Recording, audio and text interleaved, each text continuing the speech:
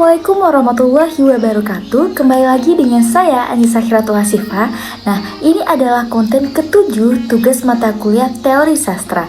Nah, di tugas kali ini saya akan membahas analisis semiotik pada novel Terelia yang berjudul Rembulan Tenggelam di Wajahmu. Nah, sebelum kita lanjut pada pembahasan materi, jangan lupa klik like, komen, dan subscribe channel YouTube ini karena satu like, komen, dan subscribe dari kalian sangatlah berarti bagi saya sebagai bentuk dukungan untuk konten edukasi teori sastra.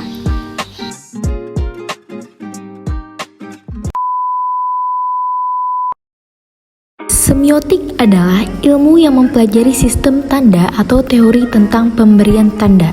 Sejalan dengan pendapat Ratna tahun 2010 halaman 97 yang menyatakan bahwa semiotik berarti studi sistematis mengenai produksi dan interpretasi tanda. Bagaimana caranya? Apa manfaatnya terhadap kehidupan manusia? Semiotik bertujuan untuk mengetahui makna-makna yang terkandung dalam sebuah tanda atau menafsirkan makna tersebut sehingga diketahui bagaimana seseorang menyampaikan pesan kepada komunikan atau penerima pesan.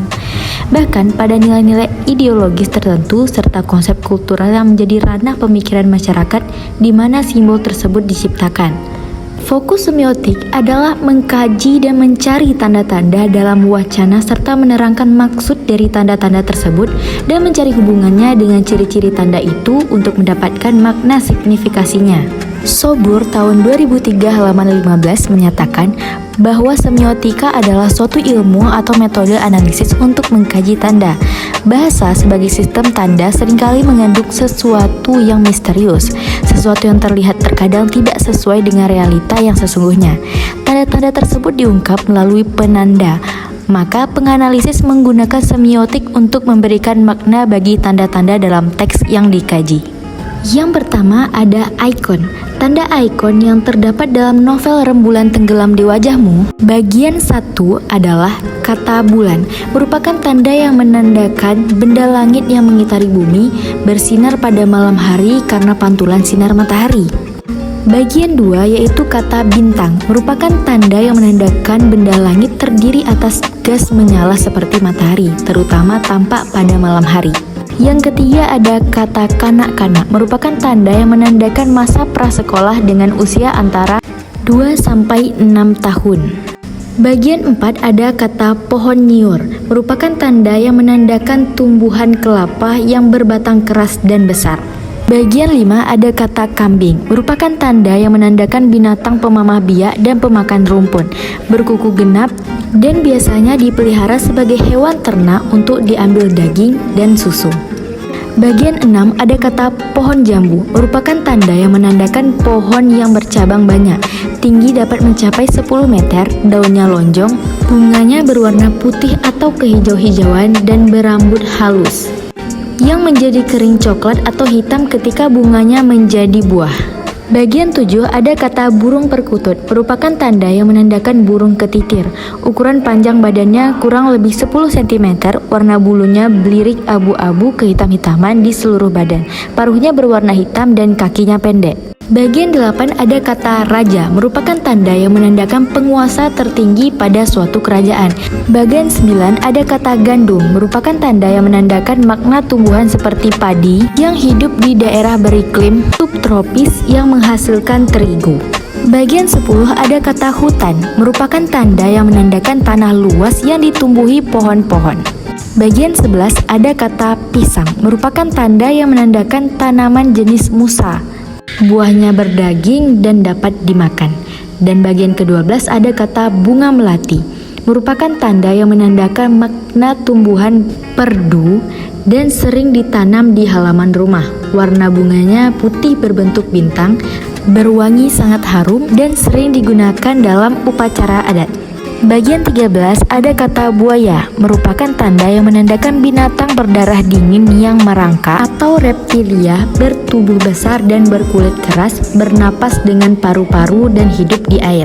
Bagian 14 ada kata peta, merupakan tanda yang menandakan gambar atau lukisan pada kertas dan sebagainya yang menunjukkan letak tanah, laut, sungai, gunung, dan sebagainya. Bagian 15 ada kata pelangi, merupakan tanda yang menandakan lengkung spektrum warna di langit.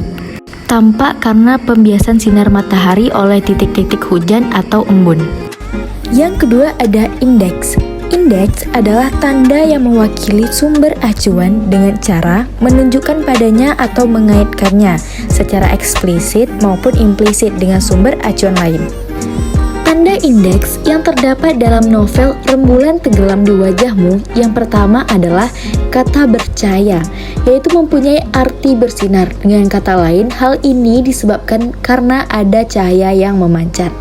Yang kedua ada kata bergetar, yang memberikan pemahaman kepada kita mengenai anggota badan yang bergetar yang disebabkan karena ketakutan ataupun kedinginan.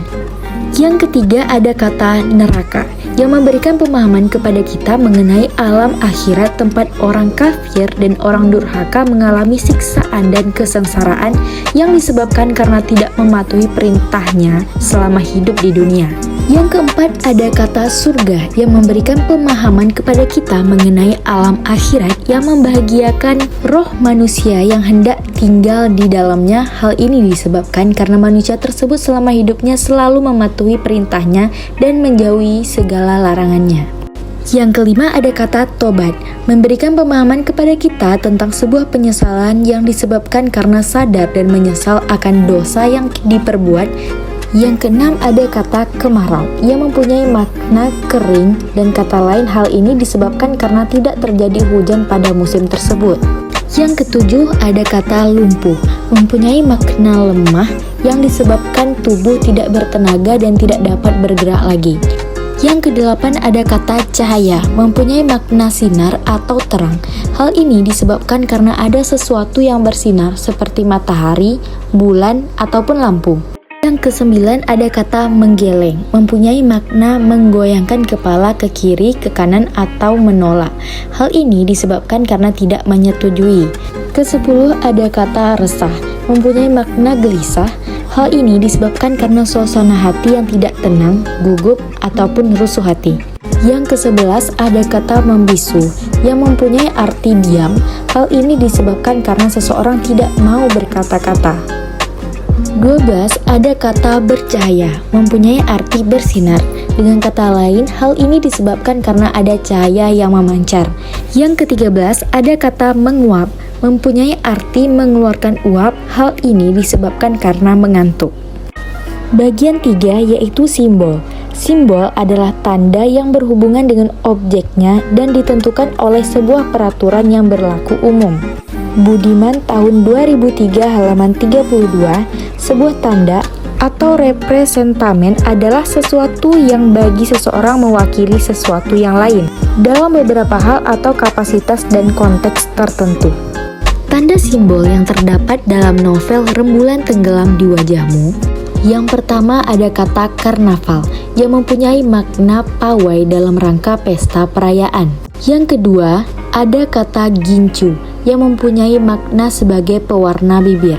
Yang ketiga ada kata hari raya, yang mempunyai makna hari yang dirayakan untuk memperingati sesuatu yang penting.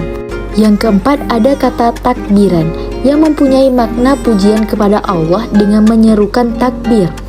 Yang kelima ada kata hujan, yang mempunyai makna titik-titik air yang berjatuhan dari udara karena proses pendinginan. Dan yang keenam ada kata masjid, mempunyai makna bangunan tempat bersembahyang orang Islam. Yang ketujuh ada kata gerbong, yang mempunyai makna wagon kereta api untuk orang atau barang. Yang kedelapan ada kata eksekusi, yang mempunyai makna pelaksanaan putusan hakim, khususnya hukuman mati. Yang kesembilan ada kata museum, yang mempunyai makna gedung yang digunakan sebagai tempat untuk pameran tetap benda-benda yang patut mendapatkan perhatian umum. Yang ke-10 ada kata pelukis, yang mempunyai makna orang yang mempunyai keahlian melukis. Yang ke-11 ada kata konsorsium, yang mempunyai makna himpunan beberapa pengusaha yang mengadakan usaha bersama. Yang ke-12 ada kata lazim, yang mempunyai makna sudah menjadi kebiasaan. Selanjutnya ada kata sekolah, yang mempunyai makna bangunan atau lembaga untuk belajar dan mengajar serta tempat menerima dan memberi pelajaran. Yang ke-14 ada kata rahim, mempunyai makna kantong selaput dalam perut tempat janin.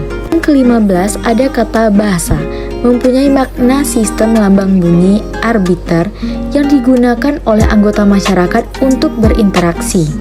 16 ada kata pusara yang mempunyai makna tempat pemakaman jenazah. Dan yang terakhir ada kata agama yang mempunyai makna sistem yang mengatur tata keimanan atau kepercayaan dan peribadatan kepada Tuhan Yang Maha Kuasa.